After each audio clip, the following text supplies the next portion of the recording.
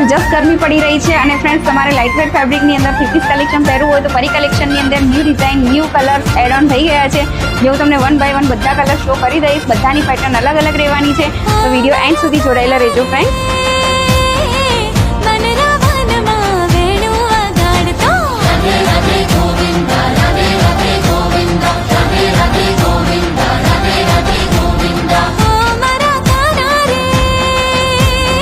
પણ બહુ સરસ પીસ છે ઓરેન્જ કલરની અંદર.